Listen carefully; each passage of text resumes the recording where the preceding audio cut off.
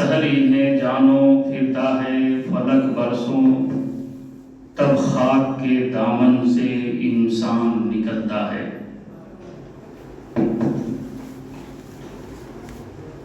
آئیے ہمارا عقیدت و محبت و احترام کے ساتھ گنبد خضرا کی جانب لو لگا کر بھیک دینے والے داتا و آقا، مدینے کے تاجدار، دونوں عالم کے مالک و مختار، نائب پروردگار، شفیع روز شمار، خاکدان گیتی کے اولین فصل بہار، احمد مجتبی محمد مصطفیٰ صلی اللہ تعالی علیہ وآلہ وسلم کی مقدس بارگاہ علی وقار میں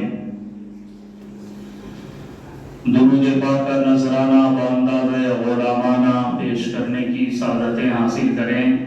پڑھیں بابا سے بلند، اللہم صلی علی سیدنا مولانا محمد الجود والکرم بارک وسلم علیہ، صلاۃ و سلام علیک یا رسول اللہ صلی اللہ تعالی علیہ وآلہ وسلم۔ حضرات گرامی وقار، اسلامی سال کا آخری مہینہ جس کی 10 تاریخ کو پوری دنیا کے مسلمان نماز عید الاضحیٰ ادا کرتے ہیں، اور پھر اللہ کی دی ہوئی دولت سے اگر وہ صاحب نصاب ہوتے ہیں تو اللہ کے لیے قربانی کرتے ہیں۔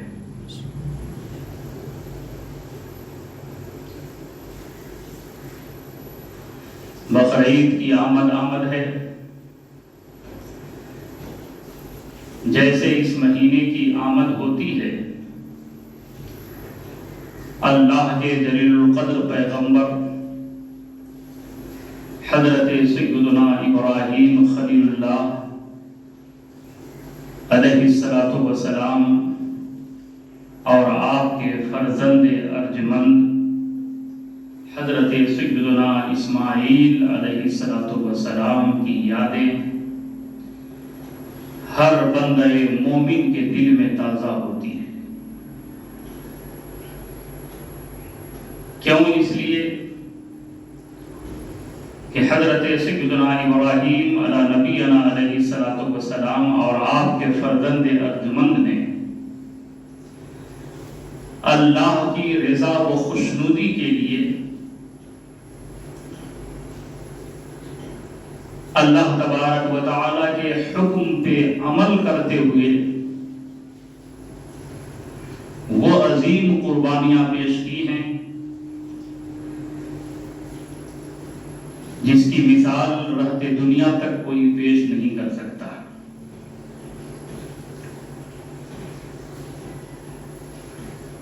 گفتگو سے قبل تمہیدی طور پر ایک دو جملے میں آپ کے سامنے عرض کر دوں جو گفتگو کا محاصل بھی ہو اور اگلی باتیں سمجھنے کے لیے وہی 2-4 جملے ہمارے لیے آسانیاں بھی ہوں۔ دنیا کا ہر انسان چاہے وہ کسی بھی خطے کا رہنے والا ہو، ہر انسان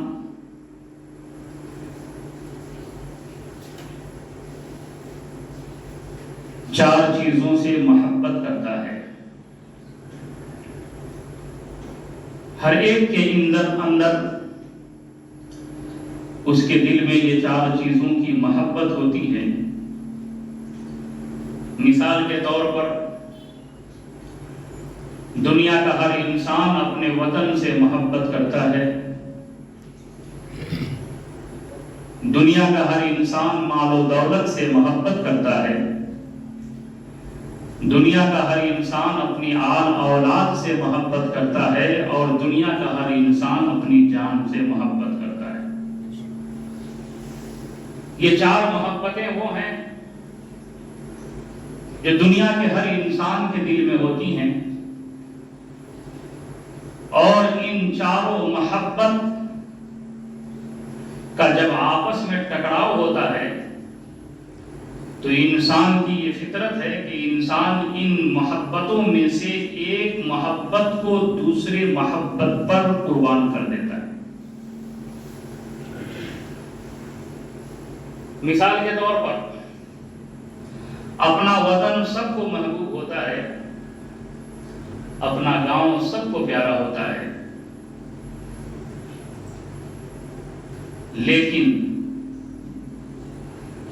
اگر اپنے علاقے اپنے وطن میں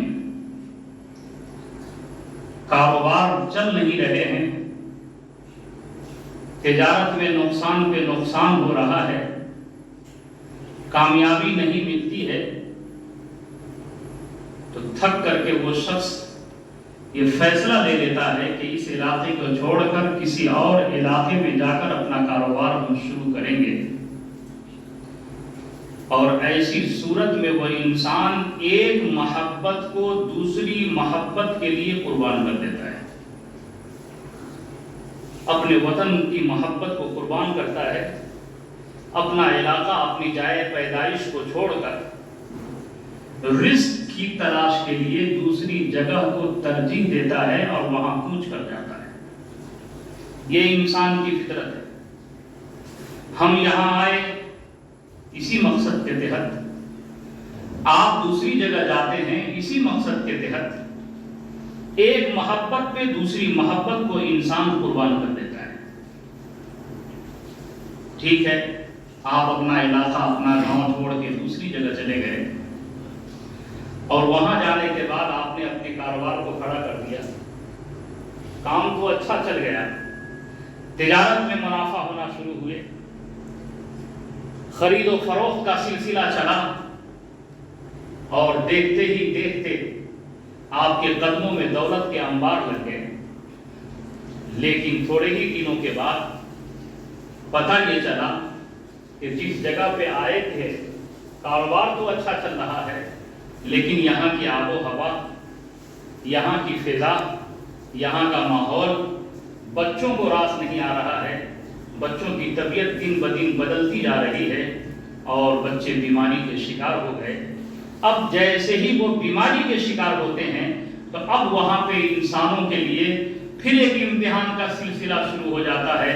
محنت و مشقت سے کمائی ہوئی دولت کو انسان اپنے بال بچوں کے علاج کے لیے خرچ کر دیتا ہے۔ یہاں پہ پتہ یہ چلتا ہے کہ انسان بچوں کی محبت میں آ کر دولت کی محبت کو بھی قربان کر دیتا ہے۔ وطن کی محبت کو قربان کیا تجارت کے چکر میں، اور اب تجارت کر کے جو دولت حاصل کیا تھا، اب اس دولت کی محبت کو قربان کرتا ہے انسان اپنی آل اولاد کی محبت۔ دیکھا آپ نے، یہ انسان کی فطرت ہے کہ جیسے ہی ایک محبت دوسرے محبت سے ٹکراتی ہے تو ایک کو حاصل کرنے کے لیے انسان دوسری محبت کو قربان کر دیتا ہے۔ چلیے، محنت سے کمائی ہوئی رقم کو اولاد کے علاج و معالجہ کے لیے اس نے خرچ کر دیا، قربان کر دیا، لیکن وہی انسان بچے کی طبیعت بحال ہوئی اور بچے کو لے کے تفریح کرنے کے لیے نکلا کہ چلو سیر و تفریح کر کے مزاج کے اندر کچھ فرحت و شادمانی لائی جائے۔ جیسے ہی بچے کو لے کر کے وہ آگے بڑھا اور جنگلوں کا سلسلہ شروع ہوا، بیابان جگہ پہ جیسے ہی پہنچتا ہے، ایک شیر دھاڑتا ہوا سامنے آ گیا۔ اب جیسے ہی شیر سامنے آیا ہے تو اب انسان اپنی جان کی فکر کرتا ہے، اپنی اولاد کی فکر نہیں کرتا۔ اولاد اپنی جان کی فکر کر رہی ہے، دوسرے کی فکر نہیں ہے۔ باپ ایک طرف بھاگتا ہوا نظر آتا ہے، بیٹا ایک طرف بھاگتا ہوا نظر آتا ہے۔ دیکھا آپ نے، یہ انسان کی فطرت ہے کہ جب اپنے جان کے لالے پڑ جاتے ہیں تو اس وقت انسان اپنی جان کی محبت کو ترجیح دیتا ہے اور اس کے سامنے کسی اور کی محبت کو گلے نہیں لگاتا۔ یہ انسان کی فطرت، یہی انسان کی عادت ہے۔ اپنے جان سے زیادہ دنیا کا کوئی انسان کسی سے محبت نہیں کرتا۔ تمام مکتبہ فکر کے لوگوں کی یہی حالت ہے. لیکن اسی آسمان کے نیچے، اسی زمین کے اوپر ایک قوم ایسی بھی بستی ہے کہ اس قوم کے داستان کو اٹھا کر کے دیکھو، جسے قوم مسلم کہا جاتا ہے. تو قوم مسلم کی تاریخ یہ بتاتی ہے کہ جب مسلمانوں کے سامنے ایمان کی بات آتی ہے تو اس وقت مسلمان نہ اپنے وطن کی محبت کو دیکھتا ہے، نہ اپنی دولت کی محبت کو دیکھتا ہے، نہ اپنی اولاد کی محبت کو دیکھتا ہے، نہ اپنی جان کی محبت کو دیکھتا ہے. تمام محبتوں کو قربان کر کے بندے مومن ایمان جیسی دولت کو حاصل کرنے کو ترجیح دیتا ہے اور ساری محبتیں قربان کرتا ہوا نظر آتا ہے. یہ بندے مومن کی خاصیت ہے، یہ بندے مومن کی پہچان ہے. اب ان چاروں باتوں کو آپ اپنے ذہن میں رکھیں اور پھر تقریر کا خلاصہ جو میں آپ کے سامنے پیش کرنا چاہ رہا ہوں، آئیے اس کی طرف 2-4 منٹ میں ہم آپ کے ذہن کو لے جانا چاہیں گے. یہ چاروں محبتیں آپ اپنی نگاہوں کے سامنے رکھیں اور دیکھیں. اللہ کے جلیل القدر پیغمبر حضرت سیدنا ابراہیم علیہ نبینا علیہ الصلوۃ والسلام نے کس طریقے سے ان چاروں محبتوں کی قربانیاں پیش کی ہیں، اور ان چاروں محبتوں کو جو آپ نے قربان کیا، وطن کی محبت، دولت کی محبت، اولاد کی محبت، اپنی جان کی محبت، ان چاروں محبتوں کو اللہ کے نبی حضرت ابراہیم علیہ نبینا علیہ الصلوۃ والسلام نے قربان کیا ہے ایمان کی محبت کے لیے. ایمان کی محبت کے لیے، اللہ کی رضا و خوشنودی کے لیے آپ نے ان چاروں محبتوں کو قربان کیا ہے. آج یہ سرسری انداز میں انگار آپ کے سامنے وہ داستان رکھنے کی کوشش کرے گا. وطن سب کو محبوب ہے، لیکن حضرت سیدنا ابراہیم علیہ نبینا علیہ الصلوۃ والسلام کی تاریخ اٹھا کر کے دیکھیے، ہسٹری کا مطالعہ کیجئے تو دین اسلام کی نصرت و حمایت کے لیے آپ نے اپنے وطن کی محبت کو قربان کیا اور اپنی شریک حیات کو لے کر اپنے وطن سے ہجرت کر گئے مکہ المکرمہ کی طرف، اور منی کے میدان میں تشریف لا کر آپ نے اپنا خیمہ لگایا. وطن کی محبت آپ نے قربان کی. دولت کی محبت کیسے قربان کی آپ نے؟ آپ جلیل القدر پیغمبر بھی ہیں اور اللہ نے دولت سے بھی آپ کو نوازا تھا. اتنی ساری دولت تھی آپ کے پاس، بکریاں ریور کے ریور آپ کے پاس ہوا کرتے تھے. فرشتوں نے اللہ کی بارگاہ میں عرض کی، پروردگار ابراہیم کو تو نے اپنا خلیل بنایا. خلیل کہتے ہیں خالص دوست کو، جس دوست کے اندر دوست کے سوا کسی کی محبت نہ ہو. مولا ابراہیم کا امتحان لیا جائے، دیکھا جائے کہ ان کے دل میں تیرے سوا دولت کی محبت تو نہیں ہے. چنانچہ حکم ہوا فرشتے کو، جاؤ میرے خلیل کا امتحان لے. فرشتے آئے سائل کی شکل میں، حضرت ابراہیم خلیل اللہ کے گھر کے سامنے دروازے پہ کھڑے ہو گئے اور سائل کے انداز میں فرشتے نے دستک دی. آپ جیسے ہی دروازہ کھولتے ہیں تو فرشتے نے کہا، سبح قدس ربنا ورب الملائکۃ والروح. یہ وہ کلمات ہیں جس میں اللہ کی حمد و ثنا بیان کی گئی ہے. حضرت ابراہیم علیہ السلام نے سنا، دل مچل گیا. سائل ایک مرتبہ کہہ کے خاموش ہو گیا. اللہ کے نبی آگے بڑھتے ہیں، بے تابانہ انداز میں ارشاد فرماتے ہیں، اے سائل، میرے رب کا تو نام لے رہا تھا، میرے رب کی حمد و ثنا کبریائی تو بیان کر رہا تھا، ذرا ایک بار اور بیان کر دے، ایک بار ان کلمات کو اور دوہرا دے. آنے والے سائل نے کہا، ابراہیم آپ کو معلوم ہے ہم فقیر ہیں، سائل ہیں، ہمارا کام 10 دروازے پہ جانا ہے. ایک مرتبہ آپ کے دروازے پہ ہم نے صدا لگا دی ہے، आपको जो देना है दे दीजिए, फिर हम अपनी झोली दूसरे दरवाजे पे फैलाना चाहेंगे, वहां जाएंगे, वहां हमारा वक्त लगेगा। अगर आप ही के दरवाजे पे खड़े होकर के हम ये कलमात पढ़ते रहेंगे, हमारी झोली कैसे भरेगी? हम तो साइल, हम तो फकीर हैं, 10 दरवाजे जाना हमारा काम है। हजरत इब्राहिम अलैहिस्सलाम इरशाद फरमाते हैं, ऐ साइल सुन ले, तू ये समझ रहा है कि तेरे इन कलमात के कहने की वजह से तेरे झोली में 1-2 दीनार डाल के हम खामोश हो जाएंगे? नहीं, सुन, मेरे पास बकरियों की रेवर है, जितनी बकरियां अल्लाह ने हमें दी है, जितने ये जानवर हमारे पास हैं, ये ऊंट हैं, इनमें से हम 2 हिस्से करेंगे, आधा हिस्सा हम तुम्हारे लिए दे देंगे, तुम्हारे हवाले कर देंगे। एक बार मेरे रब का और तू नाम ले। फरिश्ते ने जो साइल की शक्ल में आए थे, दरअसल वो फरिश्ता है, उन्होंने दोबारा फिर उसी कलमात को पढ़ा। जैसे ही अल्लाह की हम्दो सना उन्होंने बयान की, सुब्हुन कुद्दुसुन रब्बुना व रब्बुल मलाइकति वर्रूह, दिल और मचल गया। कहते हैं साइल, एक बार और मेरे रब का तू नाम ले ले, एक बार और मेरे रब की हम्दो सना बयान कर दे। उसने कहा, अब क्या दीजिएगा? आधे जानवर तो आपने दे दिए, अब क्या दीजिएगा? आप इरशाद फरमाते हैं, देख जितने बच गए हैं वो भी मैं तेरे हवाले कर दूंगा, एक बार और मेरे रब की हम्द व सना बयान कर दे। उसने बयान किया, दिल मचलने लगा। कहते हैं, ऐ साइल, एक बार और मेरे रब का नाम बयान कर दे। साइल ने कहा, इब्राहिम, जितनी दौलत थी सब दे चुके, सारे जानवर आपने मेरे हवाले कर दिया, अब क्या दीजिएगा?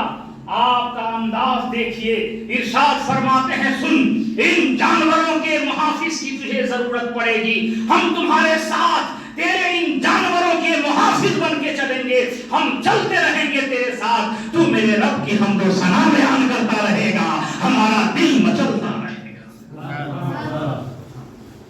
साइल ने कहा, इब्राहिम, हम कोई फकीर, कोई साइल नहीं थे, हम अल्लाह के भेजे हुए मुकद्दस फरिश्ता हैं, हम आपका इम्तिहान लेने के लिए आए थे। इब्राहिम, आप इम्तिहान में कामयाब हो गए, वाकई आप अल्लाह के खलील हैं, ये सारी बकरियां, ये सारे ऊंट आपके हैं, आप ले लीजिए, आप इम्तिहान में कामयाब हो गए। देखा आपने, बंदे मोमिन की ये शान है कि दुनिया का हर इंसान 4 चीजों से मोहब्बत करता है। एक मोहब्बत जब दूसरे से टकराती है तो दूसरे को करता है, एक मोहब्बत को वो कुर्बान कर देता है। हजरत इब्राहिम अलैहिस्सलाम की अज़मत पे आप कुर्बान जाएं, वतन की मोहब्बत को कुर्बान किया अल्लाह की रजा के लिए, दौलत की मोहब्बत को कुर्बान किया अल्लाह की रजा के लिए। दुनिया का इंसान अपनी औलाद से मोहब्बत करता है। हजरत इब्राहिम अलैहिस्सलाम बुढ़ापे की उम्र को पहुंच चुके थे, दाढ़ी में सफेदी आ गई थी। उस उम्र में बड़ी दुआओं के बाद, बड़ी मन्नतों के बाद अल्लाह ने आपको चांद से ज्यादा हसीन व जमील बेटा हजरत इस्माइल अलैहिस्सलाम की शक्ल में अता फरमाया। वो बाप जिसे बड़ी आरज़ू व तमन्ना के बाद, बड़ी दुआओं के बाद आखिर उम्र में अगर औलाद मिली हो तो उस बाप के दिल में अपनी औलाद की कितनी मोहब्बत होगी वो जान सकता है जो साहिब औलाद होगा। हम लोग भी साहिब औलाद हैं, अल्लाह ने आपको भी औलादों से नवाजा है। बच्चे निगाहों से दूर होते हैं, दिन रात माँ बाप का दिल बच्चों की मोहब्बत में धड़कता है।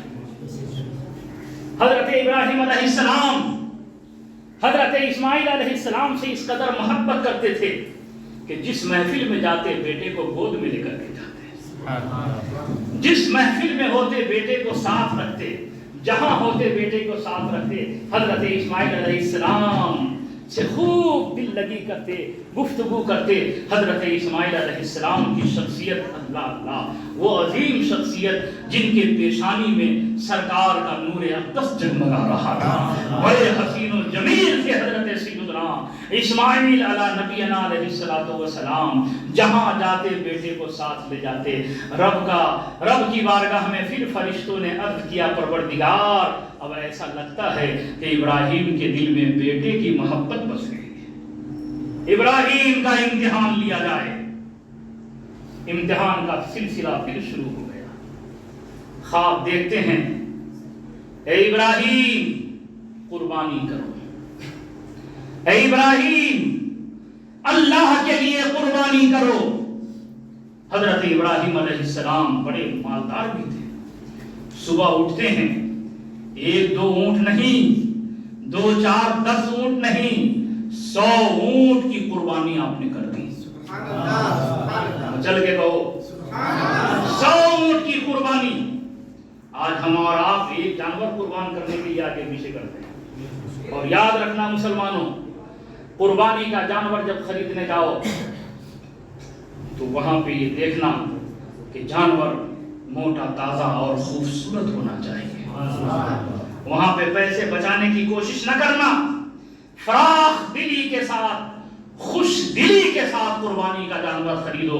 جس طرح سے اللہ نے تمہیں نوازا ہے, اللہ کی دی ہوئی دولت سے قربانی کا جانور اچھا خریدنا چاہیے. حضرت ابراہیم علیہ السلام نے 100 اونٹ کی قربانی پیش کر دی. اس زمانے میں قربانی کے مقبولیت کی پہچان یہ ہوتی تھی کہ قربانی کرنے کے بعد اس کا گوشت خود استعمال نہیں کر سکتے. آج آپ قربانی کرتے ہیں نا, گوشت خود کھاتے ہو, عزیزوں کو دیتے ہو, رشتہ داروں کو دیتے ہو, غربا و مساکین کو دیتے ہو, لیکن وہاں مسئلہ یہ تھا کہ خود استعمال نہیں کر سکتے. قربانی کرنے کے بعد اس گوشت کو اونچی جگہ پہ رکھ دیا جاتا تھا اور دیکھا جاتا تھا دور کھڑے ہو کر کے اس کی قربانی قبول ہوئی یا نہ ہوئی. قبولیت کی پہچان یہ ہوتی تھی کہ آسمان سے آگ اترتی اور اس گوشت کو کھا جاتی تھی, تو سمجھ میں آتا کہ اس کی قربانی قبول ہو گئی. چنانچہ آپ نے قربانی تو کر دی. جب قربانی کے جانور کے گوشت کو آپ نے اونچے ٹیلے پہ رکھا, آگ آئی اور اسے کھا لیا. پھر آپ نے دوسرے دن خواب دیکھا, ابراہیم قربانی کرو. مختصر یہ ہے کہ پھر آپ نے 100 اونٹ کی قربانی کر دی. پھر خواب ہوا, ابراہیم قربانی کرو. جو چیز تجھے سب سے زیادہ عزیز ہے اس کی قربانی کرو. اللہ کے نبی نے سمجھ لیا کہ سب سے زیادہ عزیز تو میرے نور نظر ہیں, میرے لخت دیگر ہیں, میرے اسماعیل ہیں سب سے زیادہ عزیز. چنانچہ صبح کے وقت مکمل ارادہ کر لیا کہ اسماعیل کی قربانی کرنی ہے. اپنی شریک حیات کے پاس آئے اور حضرت حاجرہ سے کہا, حاجرہ اسماعیل کو تیار کر دو, اپنے دوست کی بارگاہ میں لے کے جاتا ہوں. تیاری شروع ہو گئی. ادھر حضرت اسماعیل علیہ السلام نہلا دھولا کر کے ماں نے تیار کر دیا. حضرت ابراہیم علیہ السلام بھی تیاری کر رہے ہیں. دونوں کی تیاریوں میں فرق تھا. ماں لخت جگر کو تیار کر رہی ہے, بیٹا ایک عظیم دعوت پہ جا رہا ہے, ایک عظیم منصب پہ فائد ہونے کے لیے جا رہا ہے, ایک بڑی دعوت پہ جا رہا ہے, اور باپ تیاری کر رہا ہے بیٹے کو قربان کرنے کے لیے. اللہ اکبر. تیاریاں دونوں طرف سے مکمل ہو گئی. آپ نے رسی اور چھری کو چھپا لیا, حضرت اسماعیل علیہ السلام کو اپنے ساتھ لیا, اور جب گھر سے نکلتے ہیں, جیسے ہی گھر سے باہر نکلتے ہیں, شیطان لعین حاضر ہو گیا حضرت اسماعیل کی والدہ کریمہ کے پاس اور کہتا ہے, تجھے معلوم ہے تیرے ابراہیم اسماعیل کو کہاں لے جا رہے ہیں؟ کہا ہاں دعوت پہ لے جا. کہا نہیں دعوت پہ نہیں, ذبح کرنے کے لیے لے جا رہے ہیں, ان کی جان لینے کے لیے لے جا رہے ہیں, ان کے گلے پہ چھری چلانے کے لیے لے جا رہے ہیں. آپ نے فرمایا ایسا کہیں ہو سکتا ہے باپ بیٹے کے گلی پہ چھری چلائے؟ شیطان نے کہا ہاں ایسا ہی ہونے والا ہے. دراصل معاملہ یہ ہے کہ ابراہیم نے خواب دیکھا ہے, یہ عزیز شے کو قربانی کرو, اور ان کا یہ ارادہ ہے کہ اللہ نے اسماعیل کی قربانی کو قبول کیا ہے, لہذا وہ اسماعیل کو قربان کرنے کے لیے لے جا رہے ہیں. سننا تھا ہمارے آپ کے گھروں کی عورتوں کی جیسی نہ تھی, وہ عظیم خاتون ہے کہ ایک نبی کی بیوی بھی ہے, ایک نبی کی ماں بھی ہے. وہ عظیم خاتون ارشاد فرماتی ہے, تو شیطان لعین معلوم ہو رہا ہے, لا حول ولا قوت الا باللہ. ارے رب نے اگر میرے لخت جگر کی قربانی کو قبول کیا ہے تو ہم کون ہوتے ہیں رکاوٹ بننے والے؟ ارے ایسے ایسے ہزاروں اسماعیل میری گود میں ہوتے, اللہ تبارک و تعالی ایک ایک کی قربانی قبول کرتا, اپنے ہاتھ ہاتھوں سے ایک ایک کو رب کی بارگاہ میں قربان کرتی چلی جاتی. اللہ اکبر. شیطان نے دیکھا یہاں بھی جب داؤ نہ چلا, آگے بڑھا. حضرت ابراہیم علیہ السلام آگے آگے چل رہے ہیں. آپ کے دستے مبارکہ میں حضرت اسماعیل کا ہاتھ ہے. اسماعیل علیہ السلام پیچھے ہیں, دامن پیچھے سے کھینچتا ہے. حضرت اسماعیل پلٹے, کہا کہاں جا رہے ہو؟ کہا ابو کے ساتھ دعوت پہ جا رہا. نہیں ابو تیرے دعوت پہ نہیں, قربان کرنے کے لیے لے جا. کیسے بات کرتے ہو؟ باپ بیٹے کو قربان کرے گا. ہاں مسئلہ یہی ہے, تیرے والد تجھے قربان کرنے کے لیے لے جا رہے ہیں, اللہ کے نام پہ قربان کرنے کے لیے لے جا رہے ہیں. اتنا سننا تھا, نبی تھے, نبی تھے. آپ ارشاد فرماتے ہیں تو ظالم شیطان لعین معلوم ہو رہا ہے. ارے رب نے اگر میری قربانی کو قبول کیا ہے تو ہم کون ہوتے ہیں قدم کو پیچھے ہٹانے والے؟ ہزاروں مرتبہ رب کی بارگاہ میں قربان ہونا پڑے تو اسماعیل اس کے لیے کھڑا اترے گا. اللہ اکبر. میرے پیارے بزرگوں اور دوستوں, پھر شیطان نے حضرت ابراہیم علیہ السلام کی بارگاہ میں حاضر ہوتا ہے اور حاضر ہو کر کے آپ کو بھی کہنا چاہا ابراہیم کیسی باتیں کرتے ہو, محض ایک خواب کو حقیقت سمجھ لیے. ارے خواب ہوا کرتی ہے, حقیقت سے اس کا واسطہ نہیں ہوتا. خواب ہوتی ہے. آپ خواب کو حقیقت سمجھ کے بیٹا کو قربان کرنے کے لیے لے جا رہے ہیں. حضرت ابراہیم علیہ السلام ارشاد فرماتے ہیں ظالم سن لے, تو شیطان لعین ہے. ارے خواب عام لوگوں کا خواب ہوتا ہے, نبی کا خواب حقیقت ہوا کرتا ہے. نبی جو خواب دیکھتے ہیں وہ حقیقت ہوا کرتی ہے. لعین تو دور ہو جا. میرے پیارے بزرگوں اور دوستوں, مختصر یہ ہے کہ میدان مینا میں باپ اور بیٹے پہنچتے ہیں. پہنچنے کے بعد حضرت ابراہیم علیہ السلام نے اپنے لختے جگر کو جو ابھی 9 عمر تھے ارشاد فرماتے ہیں میرے لال تم سے کچھ مشورہ کرنا چاہتا ہوں. ابو حاضر, میرے لال میں نے یہ خواب دیکھا ہے کہ رب تبارک و تعالیٰ کا حکم ہوا ہے کہ ہم تجھے اپنے ہاتھوں سے رب کی بارگاہ میں قربان کریں. میرے لختے جگر تیری کیا رائے ہے؟ دنیا کے ہر انسان کو اپنی جان پیاری ہوتی ہے, جان سے زیادہ کسی سے محبت نہیں کرتا انسان, لیکن بندے مومن کی یہ شان ہے کہ رب کی رضا کی جب بات آ جائے تو اس وقت اپنے جان کی فکر نہیں کرتا, رب کی رضا کو ترجیح دیتا ہے. حضرت اسماعیل علیہ السلام عرض کرتے ہیں ابا حضور اس میں پوچھنے کی ضرورت کیا ہے؟ آپ کا یہ لختے جگر حاضر ہے, ایک بار نہیں بار بار قربان ہونا پڑے تو میں حاضر ہوں. ابا حضور آپ شوق سے قربان کیجیے, لیکن قربانی سے پہلے میری چند عریضہ ہے آپ کی بارگاہ میں, اسے پورا فرما دیجیے گا. آپ نے ارشاد فرمایا بولو. کہا میرے ابا حضور جب آپ مجھے قربان کریں تو قربان کرنے سے پہلے اپنی آنکھوں پہ پٹی باندھ لیجیے گا. کہیں ایسا نہ ہو کہ گلے پہ چھری چلے اور باپ بیٹے کی نگاہ ایک دوسرے سے ٹکرائے اور اس وقت کہیں شفقت پیدری غالب آ گئی, چھری آپ نہ چلا سکے تو میں قربان ہونے سے رہ جاؤں گا. اس لیے آنکھوں پہ پٹی باندھ لیجیے گا تاکہ شفقت پیدری غالب نہ ہو اور میں رب کی بارگاہ میں قربان ہو جاؤں. اور ابو دوسری بات یہ ہے کہ جب قربان ہو جاؤں,